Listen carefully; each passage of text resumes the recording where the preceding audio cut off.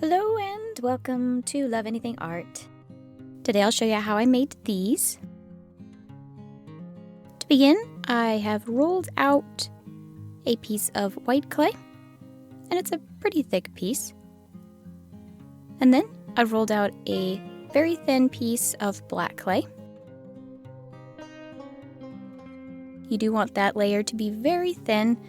This is the layer that we will shave off, so we don't want to have to go through too much clay in order to get down to the white clay. Place your white clay on the black clay, smooth it out. Try your best not to get air bubbles in there, but if you do, that's okay, we can roll them out in a minute. And then just cut away all of the excess black clay.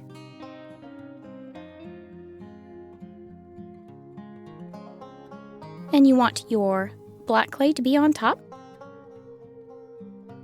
And I do have a few air bubbles, so I'm going to just gently roll and work them out on the sides there. And for this next part, I'm going to place mine on a piece of paper so that it doesn't stick to my workstation. And this is the stencil that I have chosen. It looks like a honeycomb stencil. I'll put a link in the description box for you.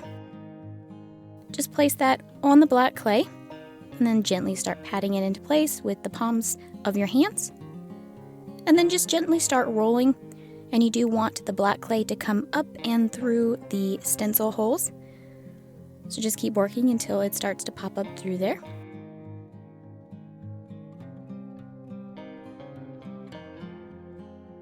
I'm going to place my clay on my workstation so that it doesn't slip around when I am cutting off or shaving off that top layer. Just gently push it into place and begin shaving off the black clay. You might have to do this a couple of times, but just start shaving it off and you'll start to see that white clay come up and through. And be sure you save all of your scraps there. You can reuse that black clay. Just keep going, and you can see here that I'm starting to get some white showing through. So just keep going and shaving it off. And you can always roll it out a little bit more to get the black clay to come up and through the stencil if you didn't get it to come all the way up the first time. And just keep working until you get all of the white clay.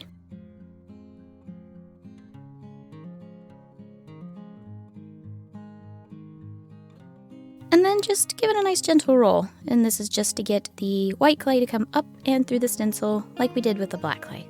You want it to have a nice good bond. And I will peel that away from my workstation and again place it on a piece of paper.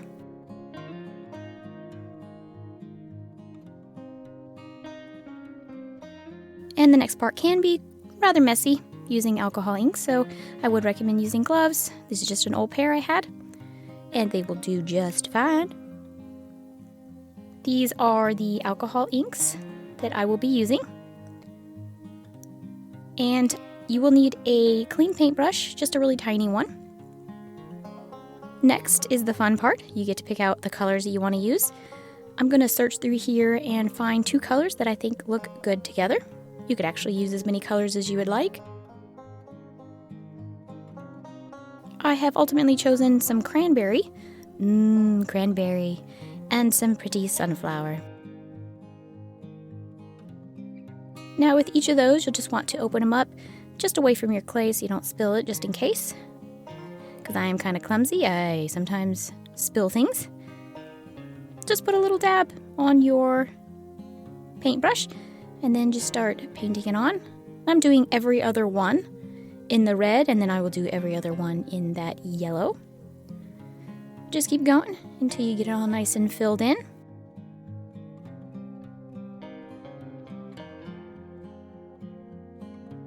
Then you can clean your paintbrush and then start with your next color. Just filling in all those little open holes. And keep going and going and going until you get them all nice and filled in. Looks nice and colorful, I like it. Once it has dried a little bit, I'm going to use my roller just to roll it in there gently. Get it to pop up through the top again. And with the tissue blade, I'm going to gently shave off as best as I can. just a very thin layer from each of the little honeycombs. You don't want to take away all of the color, just a little bit so that the white kind of pokes through. And in some of them, I did scrape away too much, which is okay. I can just take some alcohol inks once I am done and just kind of fill in all of those white spaces that I don't want to show through. And again, paint on there and then let it dry and then just shave it off.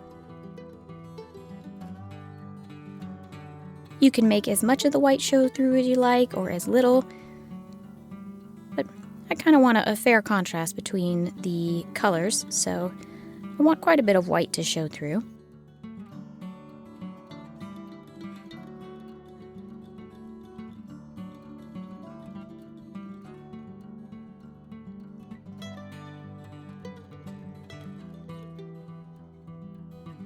And then just gently peel away your stencil from your clay. And I just found kind of one of the ends and then held on to one side and then just pulled away your stencil.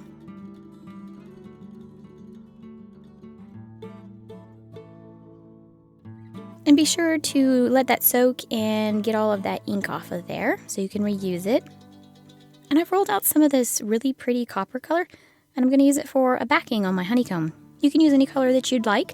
Just depends on your color scheme of your alcohol inks. Gently pat that on there and get the two pieces connected.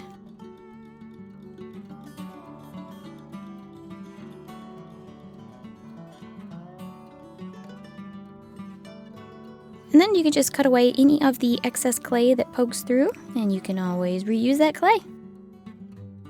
I've cut it down a little bit, got rid of all the little messy pieces on the edges. I've taken a piece of paper and folded it in half and then cut out a square shape. And I made a small one and a large one. The large one will be for my necklace and the small one's for my earrings. If you have a cutter, feel free to use a cutter. I just don't have the funds to go out and buy all of these cutters, but they do make it a lot easier for you.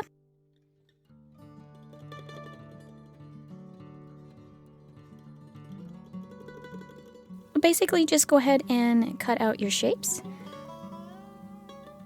I'll need one for my necklace and then two for my earrings. You could probably make a bracelet too out of this.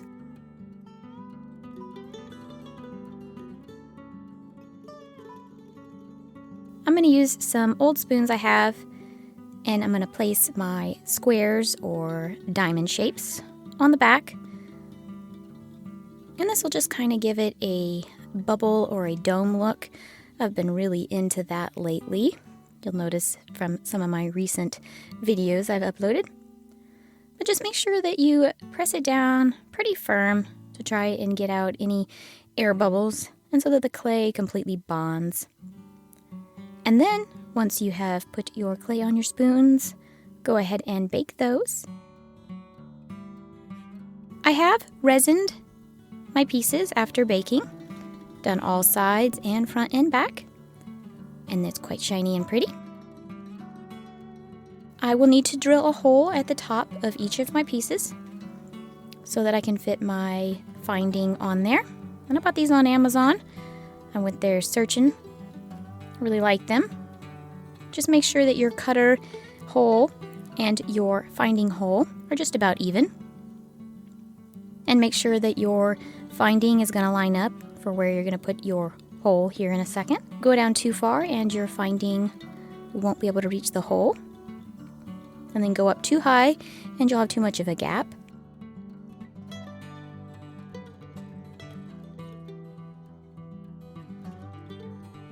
But it went through there fairly easy. I've actually never resined a piece before I drilled a hole in it, I don't believe. But it actually worked out quite well.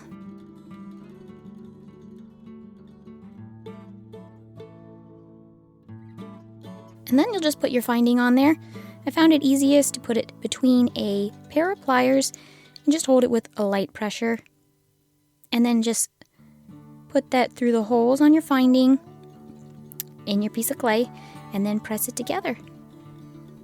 And then just make sure it's on there pretty firmly so it doesn't wiggle around. Do that to each of your pieces and assemble. I've made 2 earrings and a necklace.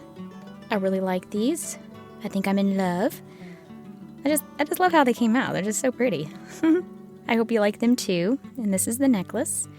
Thank you so much for watching. Bye.